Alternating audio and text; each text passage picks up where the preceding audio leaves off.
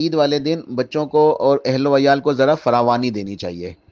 ایک لمٹ کے اندر رہتے ہوئے اسراف سے بچیں، کلو وشربو ولا تسرفو، کھاؤ اور پیو مگر اسراف نہ کرو، مگر اس دن ذرا اہتمام ہونا چاہیے، ذرا کچھ اچھی ڈشز بنا لیں، کچھ میٹھا بنا لیں، بچوں کو عیدی دیں، ان کو تحفے تحائف دیں، غبارے وغیرہ، بلون وغیرہ۔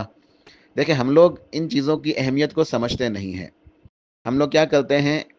بچوں کی سالگرہ مناتے ہیں، ہیپی برتھ ڈے، حالانکہ یہ اسلامی شریعت نہیں ہے، یہ دین، ہماری ثقافت، ہمارا کلچر نہیں ہے، یہ عیسائیوں کے رسم و رواج ہیں۔ تو ہم وہ کام کر رہے تھے جو عیسائیوں کے یہاں مشروع ہیں، یعنی ان کے دین کا، ان کی طرف سے گمراہیاں ہیں، ہمارا دین کا حصہ ہی نہیں ہے، تو ہم گناہ کر رہے ہیں۔ اللہ تعالیٰ نے ہمیں 2 دن عطا کیے ہیں اس کو سیلیبریٹ کرنے کے لیے، خوشی منانے کے لیے۔ عید والے دن ذرا اہتمام ہونا چاہیے، پارٹی منانی چاہیے، اس کو سمجھیں کہ یہ دین کا حصہ ہے، اس میں کوئی حرج نہیں ہے، ہاں اس کی حدود ہیں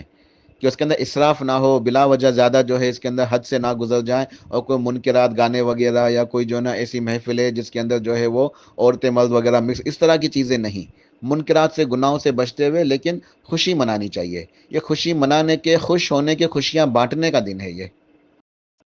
تو بچوں کو خوش کریں، تحفے تحائف دیں، مٹھائی لے کے دیں، کیک وغیرہ لے کے دیں، پارٹی منائیں، ان کو عیدی دیں۔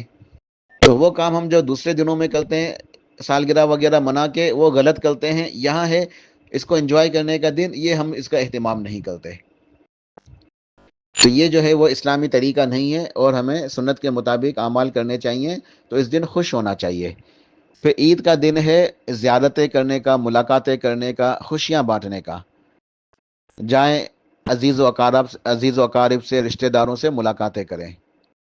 ان کے گھروں پہ جائیں، ان کو اپنے گھروں پہ بلائیں، مل جل کے بیٹھیں۔ یہ صلہ رحمی کا دن ہے،